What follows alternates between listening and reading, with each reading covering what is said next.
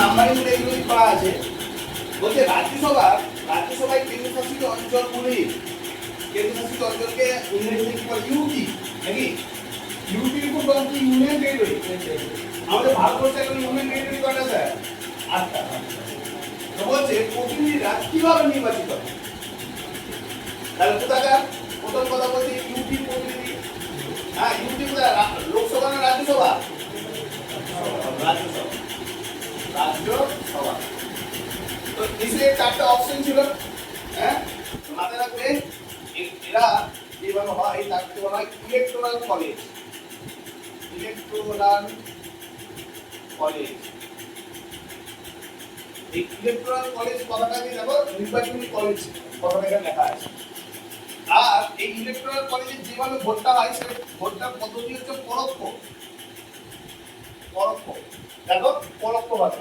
অর্থাৎ পরোক্ষভাবে কেন হয়? পরোক্ষভাবে স্যার সরাসরি তুমি আমি জনগণ কিন্তু রাজ্যসভার সদস্যদেরকে ভোট দিতে পারি না। আমরা যারা বিধানসভায় সদস্যকে পাঠাই তারাই হচ্ছে ভোট দিয়ে রাজ্যসভার সদস্যদেরকে তৈরি করে। ঠিক তো? তাই সরাসরি তুমি আমি তো ভোট দিতে পারছি না, কিন্তু আমাদের রিপ্রেজেন্টেটিভ হয়ে বিধানসভার যারা এমএলএ তারা ভোট দিচ্ছে। দিচ্ছে কি দিচ্ছে না? আর এটাকে আমরা প্রত্যক্ষ বলবো না পরোক্ষ বলবো? পরোক্ষ বলবো। আর এই সিস্টেমটার নাম কি? আর কোথায় স্যার? রাজ্যসভায়। সেটা ইউটিও হতে পারে, আবার আবার কি স্যার তোমার যে রাজ্য হতে পারে।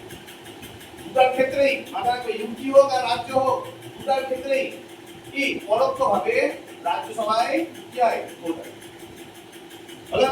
আচ্ছা, রাজ্যসভার সদস্য সংখ্যা কত বলো?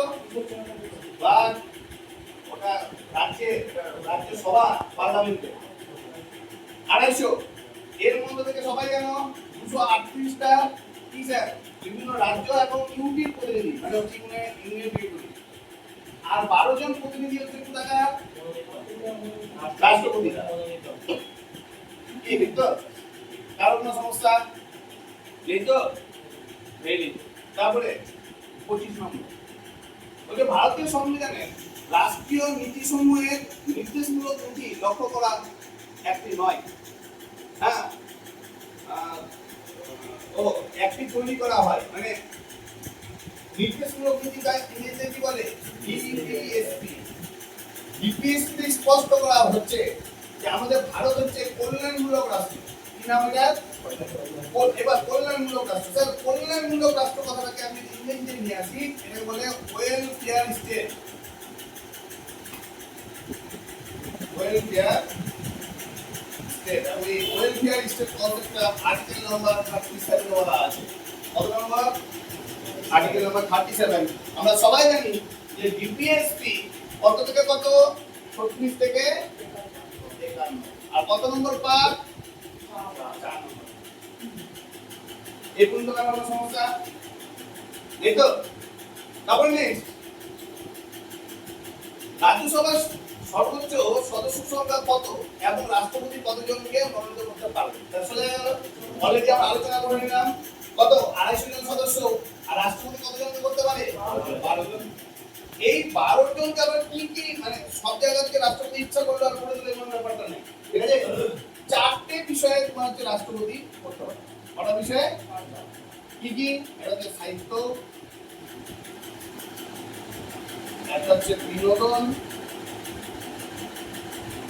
একটা হচ্ছে দেশ সেবা, আর একটা হচ্ছে আর্ট।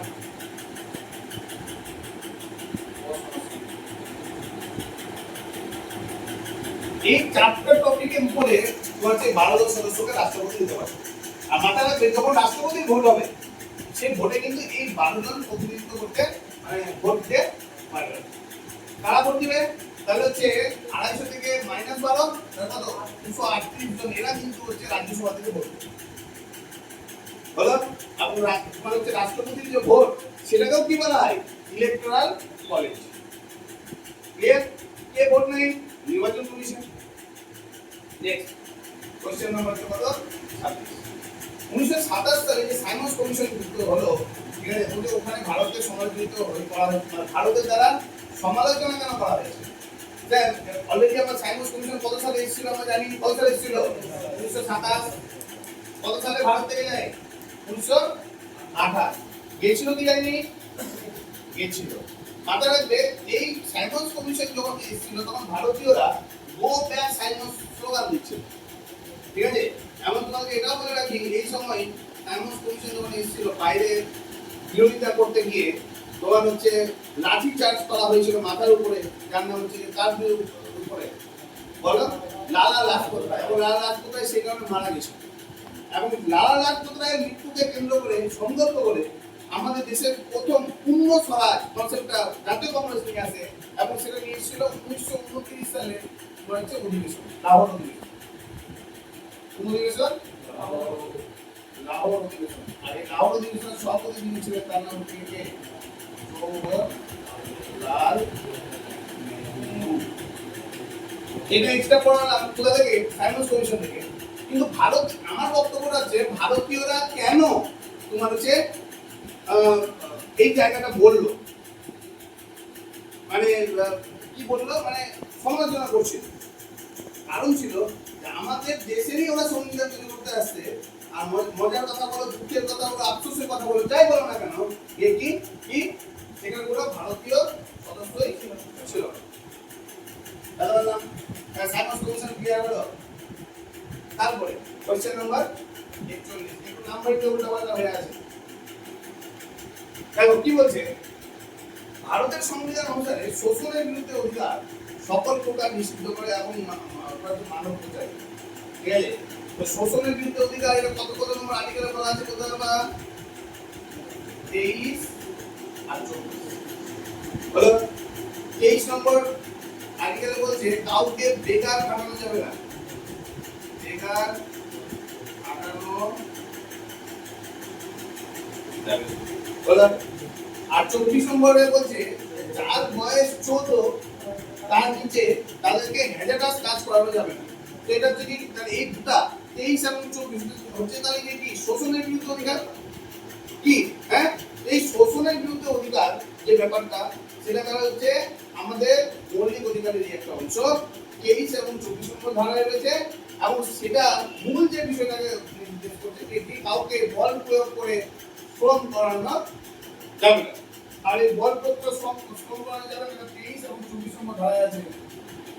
বিশেষ করে 24 নম্বর ধারায় বলা আছে শিশু সম্বন্ধে, আর 23 নম্বর ধারায় বলা হয়েছে কি কি বেকার থাকতে পারবে না, মানে হচ্ছে বল প্রয়োগ করে বলা এই টাকা দিয়ে খেটে দে করা যাবে, কোনো মানুষকে শোষণ করা যাবে, সেটা শিশু হোক সেটা প্রাপ্তবয়স্ক। প্রাপ্তবয়স্কের ক্ষেত্রে হচ্ছে 23, শিশুদের ক্ষেত্রে হচ্ছে কত? 24। কোশ্চেন নাম্বার হচ্ছে কত? 27। ভারতের সংবিধানের কোন অনুচ্ছেদে অনুযায়ী লোকসভা মানে হচ্ছে সংসদের নিম্নকক্ষ হিসাবে পরিচিত, ঠিক আছে? তো এটা ধারা নম্বর হচ্ছে কত? 79। যেমন আমরা জানি 75 নম্বর ধারা হচ্ছে প্রধানমন্ত্রী এবং মন্ত্রী পরিষদ, 76 নম্বর ধারা হচ্ছে কি অ্যাটর্নি জেনারেল, পরিচিত করেনি? তো ভারতবর্ষে একটা নিম্নকক্ষ থাকবে, এবং এই নিম্নকক্ষটা কত নম্বর আর্টিকেল অনুযায়ী থাকবে? 79, 79 নম্বর আর্টিকেল অনুযায়ী। যেমন উচ্চ কক্ষ মানে হচ্ছে রাজ্যসভা, নিম্ন কক্ষ মানে হচ্ছে লোকসভা। কিছুক্ষণ আগে আমরা জানলাম যে ভারতের পার্লামেন্ট তিনটা জিনিসকে নিয়ে তৈরি, একটা হচ্ছে রাষ্ট্রপতি, একটা হচ্ছে লোকসভা, একটা হচ্ছে রাজ্যসভা, নাকি? হ্যাঁ, রাষ্ট্রপতি নির্দিষ্ট থাকবে আর্টিকেল নাম্বার কত? 53 নম্বর আর্টিকেল। ঠিক একইভাবে লোকসভা নির্দিষ্ট থাকবে, সেটা কত নম্বর আর্টিকেলে আছে? তোমার হচ্ছে 79 নম্বর আর্টিকেল। ক্লিয়ার?